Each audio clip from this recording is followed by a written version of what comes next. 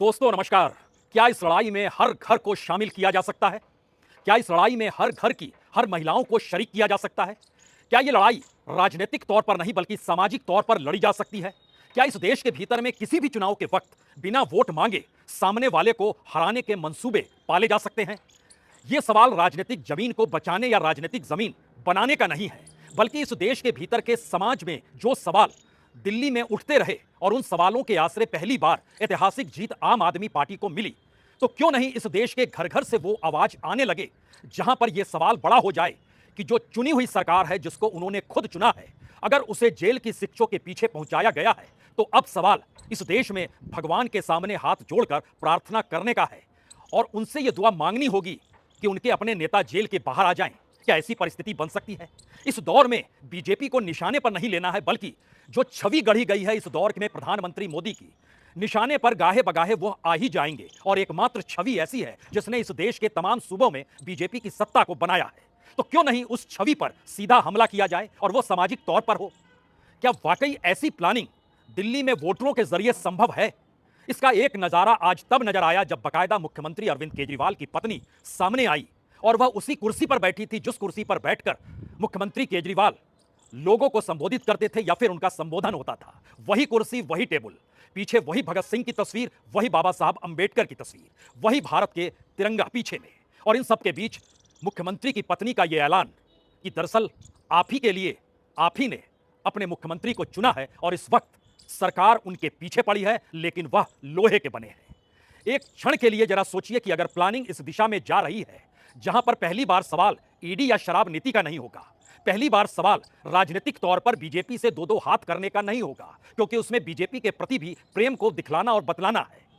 यानी इस देश के भीतर में जिन्होंने भी मुफ्त की बिजली और पानी, और चाहे स्कूल बेहतरीन मिले, चाहे अस्पताल बेहतरीन मिले, कार्यकर्ता सड़क पर उतरे हैं और वह होते होते 26 तारीख तक 7 लोक कल्याण मार्ग पहुंच जाएंगे, यानी प्रधानमंत्री का घर। वहां पर भी 26 तारीख को प्रदर्शन होना है। इस बार होली नहीं मनेगी। राजनीतिक तौर पर इस प्लानिंग के कोई मायने नहीं है। आप कह सकते हैं कि दिल्ली में अलग अलग जगहों पर आपको सिर्फ हुड़दंग देखने को मिलेगा, लेकिन अरविंद केजरीवाल ने अपनी पत्नी के जरिए जो संदेश लोगों के सामने दिया, उसमें 4 ही पॉइंट बड़े महत्वपूर्ण हैं जो इस प्लानिंग का हिस्सा है। उस पे आए उससे पहले एक चीज और समझ लीजिए कि इस दौर में कांग्रेस और राहुल गांधी की यात्रा ने इस राजनीति को एक पाठ पढ़ा दिया। उन्होंने 10,000 किलोमीटर की यात्रा इस देश के भीतर लगातार, चाहे वो गाड़ी से घूमे चाहे पैदल घूमे, लेकिन कहीं भी वोट नहीं मांगा। वो राजनीतिक तौर पर इस देश में लोगों को लगातार जानकारी देते रहे कि मीडिया कैसे उनके खिलाफ है या उनकी बात को नहीं रखने देता है, इस देश के भीतर में तमाम जांच एजेंसियां कैसे सरकार के लिए काम करती है। और इन परिस्थिति को लेकर मोदी सरकार पर वो लगातार हमला कॉर्पोरेट के आश्रय, अडानी के जरिए पैसे का जिस तरीके से निजीकरण को दिया जा रहा है और जो कुछ भी हो रहा है, सब कुछ उन्होंने इस दौर में खुले तौर पर रखा, लेकिन वोट नहीं मांगा। ये एक ऐसी लड़ाई है जिसमें चेहरा कोई नहीं है, जिसमें जनता ही चेहरे के तौर पर उभर आए और उसके सामने एक ही सवाल हो, क्या उनके द्वारा चुनी गई सरकारों को जो सरकार ध्वस्त करती है, गिरा देती है, जेल में बंद कर देती है, जांच एजेंसियां काम करने लगती है, ये आवाज अगर घरों से निकलने लगे तो क्या होगा? इस समाज के भीतर ईडी अधिकारियों के परिवार भी रहते हैं, दिल्ली पुलिस के परिवार भी रहते हैं, वो तमाम नौकरशाही के परिवार भी इसी समाज के भीतर रहते हैं। क्या यह संभव है कि अगले 30 दिनों के भीतर एक ऐसी राजनीति देश के अलग अलग जगहों पर और जिसका केंद्र दिल्ली हो, यह नजर आने लगे कि तमाम परिवार, महिलाएं एक साथ इन बातों का जिक्र करने लगे?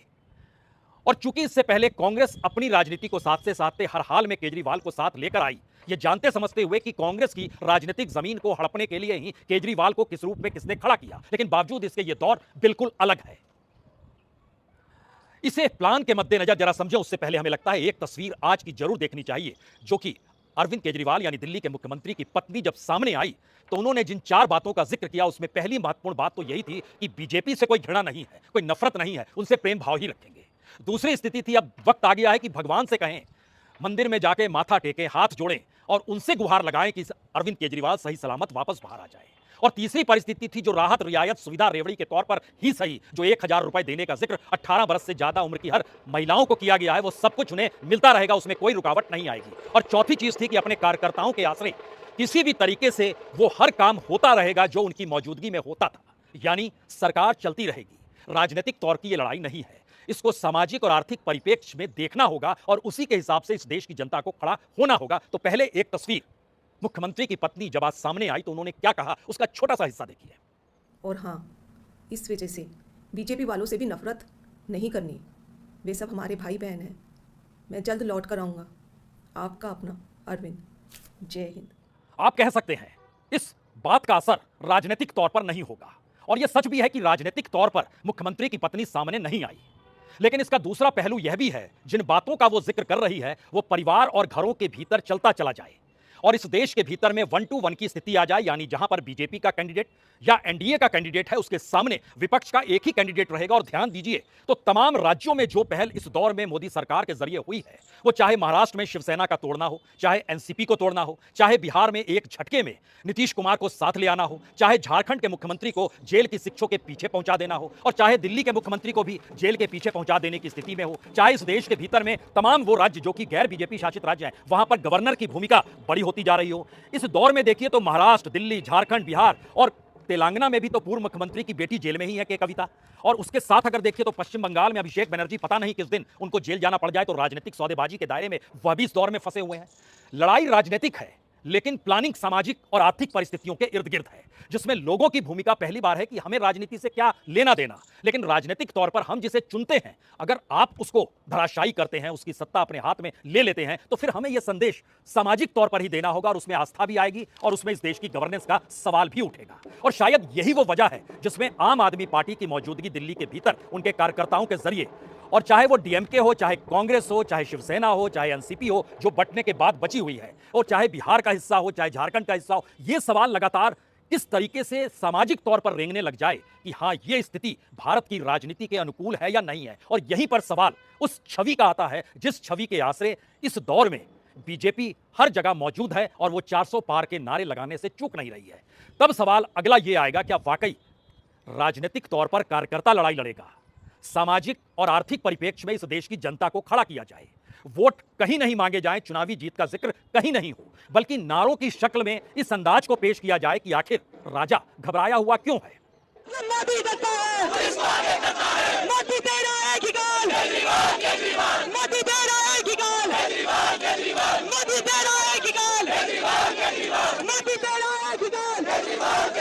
मोदी दे रहा है कि गाल, मोदी दे रहा है कि गाल, मोदी तेरी हिटलरशाही, मोदी तेरी तानाशाही, मोदी तेरी तानाशाही। अगर ध्यान दीजिए तो आम आदमी पार्टी का कार्यकर्ता सड़क पर है तो कांग्रेस के लोग भी सड़क पर हैं, और वो इन बात को समझ रहे हैं कि राजनीतिक तौर पर अपनी जमीन को बचाना भी है और राजनीतिक तौर पर इस देश के भीतर में एक विपक्ष की नई राजनीति को खड़ा भी करना है। और यही वजह रही कि खुद राहुल गांधी ने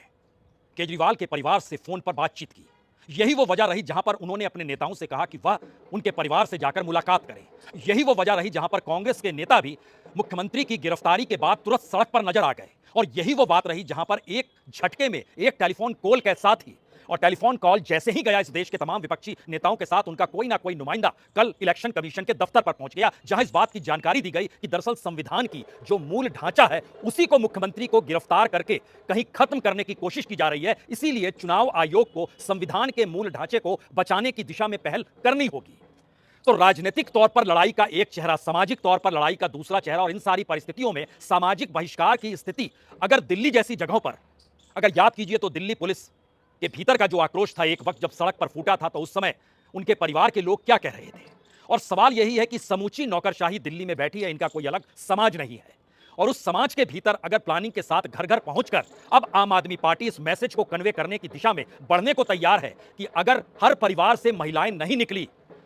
तो जो स्थिति इस देश के भीतर में अभी चुनी हुई राजनीतिक सत्ता को बेदखल करने की नजर आ रही है, और जिस तरीके से सारी पूंजी कॉर्पोरेट के हवाले किया जा रहा है, उस पर रोक लगाना तो मुश्किल होगा। आने वाले वक्त में आप गुहार कहां पर लगाइएगा, शायद यह सोच पाना और कह पाना भी मुश्किल होगा। और शायद इसीलिए अगर आप एक पूरी लकीर को राजनीतिक तौर पर परखें तो सबसे ज्यादा स्टेक कांग्रेस का लगा हुआ है, क्योंकि कांग्रेस के अकाउंट को फ्रीज कर दिया गया और हाईकोर्ट ने भी उस पर कोई रियायत नहीं दी। तो कांग्रेस राजनीतिक तौर पर इस देश में सीधी टक्कर देने के लिए राजस्थान, मध्य प्रदेश, छत्तीसगढ़, हिमाचल प्रदेश, उत्तराखंड, असम, कर्नाटक, गुजरात, इन तमाम जगहों पर उसको अकेले अपने बूते बीजेपी से दो दो हाथ करने हैं। और दूसरी तरफ जो गठबंधन शासित राज्यों हैं, वहां के हर गठबंधन को डिस्टर्ब इस दौर में राजनीतिक सत्ता ने किया है, चाहे वो दिल्ली हो, वो पंजाब हो, चाहे वो बिहार हो, चाहे वो झारखंड हो, चाहे उत्तर प्रदेश का सवाल आ रहा हो जहां पर मायावती हाशिए पर ढकेल दी गई। और इन सारी परिस्थितियों के बीच में आप स्टालिन का जिक्र भी कर लीजिए। हर राज्य के गठबंधन साथियों को डिस्टर्ब करने की कोशिश मौजूदा राजनीतिक सत्ता ने बार बार की है। और अब यह सवाल है कि आप अकेले अपने बूते सिर्फ इसलिए चुनाव नहीं लड़ सकते हैं कि राजनीतिक तौर पर आपको कहीं तोड़ा गया, कहीं आपको अलग रास्ते पर ले जाया गया, कहीं जांच एजेंसियों के आश्रय आपको डराया गया। सिर्फ एक ही आश्रय हो सकता है कि इस देश के भीतर में पहली बार विपक्ष का कोई चेहरा नहीं हो। विपक्ष की मौजूदगी है, लेकिन वो मौजूदगी उस छवि से टकराने के लिए है जिस छवि ने इस दौर में अपनी ताकत को इतना बड़ा कर लिया है कि उसके बाद उसके सामने कोई दूसरी छवि टिक नहीं सकती है। और केजरीवाल अपनी राजनीतिक परिस्थिति और सीमाओं को समझते हुए अब उन्हीं वोटरों को एक राजनीतिक कैडर के तौर पर तो नहीं कह सकते हैं, लेकिन सामाजिक दबाव और उससे निकलने वाली राजनीति के आश्रय वह एक ऐसी सियासत साधने की दिशा में बढ़ चुके हैं जहां पर सबसे बड़ा सवाल यही है कि आज अगर दिल्ली है तो कल पंजाब है, जो महाराष्ट्र में हो चुका है वो आने वाले वक्त में किसी भी राज्य में होगा। और इसको खुले तौर पर इजहार करने की परिस्थिति में अब पंजाब के मुख्यमंत्री को भी निकल कर आना पड़ा और उन्हें हर वो बात बतानी है कि कैसे अलग अलग राज्यों में, यानी अपनी लड़ाई अपने तक सीमित नहीं रखनी है, वो दूसरे राज्यों की मुश्किल हालातों को अब सामने लेकर आना है। यानी हर विपक्ष का राजनीतिक दल अपनी लड़ाई को ना लड़ते हुए सामने वाले के मुश्किल हालातों से खुद को जोड़ लेगा अगर, तो वोटों का जो ट्रांसफर है वो इतना खुले तौर पर होने लगेगा। क्योंकि अगर 23 करोड़ वोट 2019 में बीजेपी को मिले तो ये पूरी विपक्ष की एकजुटता अगर उसकी केमिस्ट्री या मैथमेटिक्स एक साथ नजर आने लगेगी तो यह वोट की तादाद 2019 में भी 25 करोड़ पार कर जाती है। और यही स्थिति 2024 के चुनाव को लेकर है। क्या 1 to 1 की स्थिति इस देश के भीतर में न चाहते हुए भी बनने लगी है। जब यह बात हो रही थी कि हर कोई बिखर रहा है, बावजूद इसके 1 to 1 की स्थिति में चीजें आकर खड़ी हो गई है। और शायद यह एक ऐसी परिस्थिति है जिसमें ध्यान दीजिए तो कल तक भगवंत मान भी निकल कर आते थे तो जिक्र दिल्ली और पंजाब का करते थे, लेकिन आज सुनिए जरा। अगर दिल्ली में सरकार नहीं बनी तो दिल्ली में सरकार की चलने नहीं देनी, एलजी की चलेगी। अगर पंजाब में सरकार नहीं बनी तो गवर्नर तंग करेगा। अगर बंगाल में सरकार नहीं बनी तो गवर्नर रूल करेगा। अगर केरला में सरकार नहीं बनी तो गवर्नर रूल करेगा। अगर झारखंड में सरकार नहीं बनी हेमंत सोरेन को गिरफ्तार करेंगे। अगर तमिलनाडु में सरकार नहीं बनी तो गवर्नर चीफ मिनिस्टर का भाषण ही नहीं पड़ेगा। दरअसल इस नब्ज को पकड़ने की कोशिश कीजिए और जरा समझिए मौजूदा वक्त में प्रधानमंत्री मोदी की छवि जो गढ़ी गई और जिस राजनीति को वो साध रहे हैं उसमें समूचा विपक्ष कोई मायने ना रखे, यानी वह इरेलेवेंट हो जाए। कुछ इस दिशा में चीजें इस दौर में बढ़ चुकी है और जो भी पुराना राजनीतिक है वो लगातार अपनी पार्टी छोड़कर बीजेपी में शामिल हो जाता है। क्यों? क्योंकि एक दौर में राजनीति कमाई का अड्डा रहा और वो दौर लगातार चलता रहा। सवाल करप्शन का नहीं था बल्कि राजनीतिक तौर पर मुनाफा कैसे होगा और अगले चुनाव में कितनी पूंजी पास में होती चली जाएगी, इसी दिशा में पूरी राजनीति चलती चली गई। और ये कह सकते हैं कि इस देश नहीं बल्कि दुनिया भर में जब पूंजीवाद और खास तौर से भारत में जो बाजार की इकोनॉमी आई, उसने इस देश के भीतर में जो निष्पक्षता की भावना होती थी, जो सेंस ऑफ फेयरनेस कहते हैं, वो एक झटके में गायब हो गया। तो नैतिकता का बोध गायब हो गया। लेकिन अगर ध्यान दीजिए इस दौर में तो राहुल गांधी और अरविंद केजरीवाल उसी नैतिकता की लकीर पर चलना चाहते हैं या उस धागे को पकड़ना चाहते हैं जहां पर इस देश के भीतर में जो लोग उन्हें वोट देते हैं या वो जिनसे प्रभावित हैं वह लोग सामाजिक और आर्थिक परिप्रेक्ष्य में इस देश की स्थितियों को समझते हुए राजनीतिक निर्णय ले लें। यह शायद भारत की राजनीति में एक नया अध्याय है जो राजनीतिक तौर पर इस देश के लोगों को जागरूक कर दे और यह बताए कि उन्हें अब वोट मांगने और देने की जरूरत नहीं है, बल्कि जो स्ट्रक्चर आपके सामने उस स्ट्रक्चर के समानांतर आपको खड़े हो जाना है। क्या वाकई यह छवि टूट सकती है? और ध्यान दीजिए तो इसी चकाचौंध छवि को लगातार सुबह से लेकर रात तक मीडिया ने बनाया है कि किस तरीके से भारत विकसित हो जाएगा, किस तरीके से भारत की इकोनॉमी तीसरे नंबर पर आ जाएगी, किस तरीके से भारत की पहचान अंतर्राष्ट्रीय तौर पर है। अगर अंतर्राष्ट्रीय तौर पर है तो केजरीवाल की गिरफ्तारी के साथ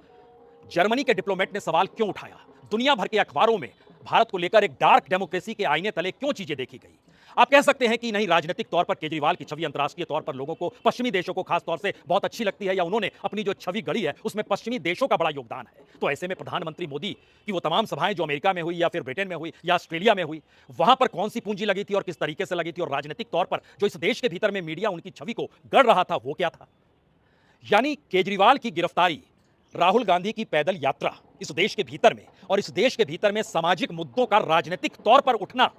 और इस देश की अर्थव्यवस्था को लेकर एक तरफ कॉर्पोरेट और दूसरी तरफ गरीबी, मुफलिसी और बेरोजगारी का आलम, यह शायद 2024 में भारत की राजनीति में कहीं ना कहीं एक बदलाव की दृष्टि में बढ़ते हुए कदम है जो बिल्कुल एक नई दृष्टि दे रही है। और अब देखिए, हमने आपसे बोलना शुरू किया, शाम भी ढलने लगी, तो सियासत और सत्ता तो बहुत मौके पर इस देश के भीतर में हर किसी ने ढलते हुए देखा है। राजनीति के इस मिजाज में शायद मौजूदा वक्त की राजनीति, चाहे वो तेजस्वी यादव के जरिए हो, चाहे हेमंत सोरेन के आश्रय हो, चाहे अखिलेश यादव के आश्रय हो, चाहे उद्धव ठाकरे के आश्रय हो, चाहे वो अरविंद केजरीवाल के आश्रय हो, चाहे वह राहुल गांधी के आश्रय हो, चाहे वो स्टालिन के आश्रय हो, अगर इस लकीर को पकड़िएगा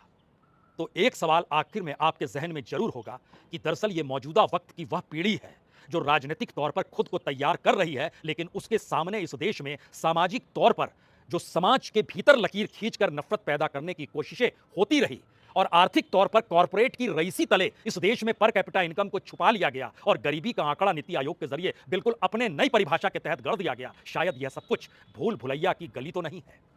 भेदना इसी को है। बहुत बहुत शुक्रिया, बहुत बहुत शुक्रिया।